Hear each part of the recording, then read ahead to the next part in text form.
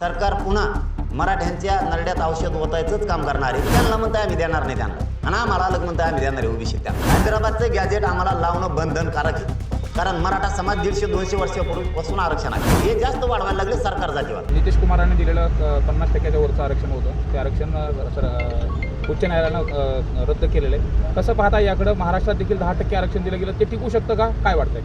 मी त्याच वेळेस सांगितलं होतं माझ्या ज्ञानाप्रमाणे, मला माहीत नाही अभ्यासकांचं याच्यावरती काय मत आहे, पण ते टिकणारच नाही. 50%च्या वर गेलं टिकत नाही. जर मराठा समाज 10% मागासिद्ध झाला तर त्यांनी 50%चा 27% आरक्षण घ्यायला आवश्यक होतं. त्यांनी ते मुद्दाम घेतलं नाही, याचा अर्थ ते जाणारच आहे. जरी ते निवडणूक होस तर राहिलं, निवडणूक झाल्यावर का होईना ते 100% जाणार आहे. सरकार पुन्हा मराठ्यांच्या नरड्यात औषध ओतायचंच काम करणार आहे, हे 100% खरं आहे. त्यापेक्षा मलाही कळत नाही आहे, स्वातंत्र्य मिळाल्याच्या नंतर बाकीच्यांना आरक्षण मिळालं.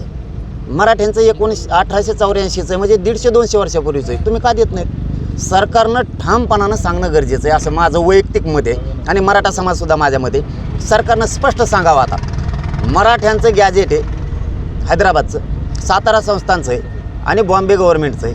हे 150-200 वर्षापूर्वीचा विषय. आम्हाला मराठ्याला आरक्षण द्यावंच लागणार आहे. तुम्हाला सांगतो, एकाच दिवसात जातीवाद बंद होईल, एकाच दिवसात. जे कायदे आहेत ते आम्हाला द्यावं लागणार आहे, त्यांच्या नोंदी द्यावं लागणार आहे. सरकार काय करायला लागले, त्यांना म्हणताय आम्ही देणार नाही त्यांना, आणि आम्हाला अलग म्हणताय आम्ही देणार आहे ओबीसी त्यांना. याच्यापेक्षा त्यांनी स्पष्ट बोलावं. आता काय बोलायचं ते. मग याच्यामध्ये खोटं नेमकं कोण बोलतंय? सरकार. म्हणजे 70 वर्ष सरकार फुलंच ना, पण त्यांना कळा नाही. आता ते आंदोलन कशासाठी करतात त्यांनाच कळा नाही. आम्हाला विरोध करायसाठी कशाला शक्ती व्हायला घालता?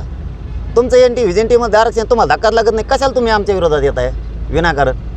देव जरी आला तरी त्यांना धक्का नाही लागत बाबा, विनाकारण तुम्ही भांडणं उकरून घ्यायला लागलात, असं झालं आहे. पण याच्यात आता सरकारचीच भूमिका महत्त्वाची. सरकारने सरळ सांगायला पाहिजे, हैदराबादचं गॅजेट आम्हाला लावणं बंधनकारक आहे, कारण मराठा समाज 150-200 वर्षापूर्वीपासून आरक्षण आहे, त्यामुळे द्यावंच लागणार आहे. तुम्हाला सांगतो, दुसऱ्या दिवशी सकाळी म्हणजे जातीवाद बंद होईल. दुसऱ्या दिवशी सकाळी हे जास्त वाढवायला लागले सरकार जातीवाद. त्यांना दोष आंदोलन करतायला देऊन उपयोग.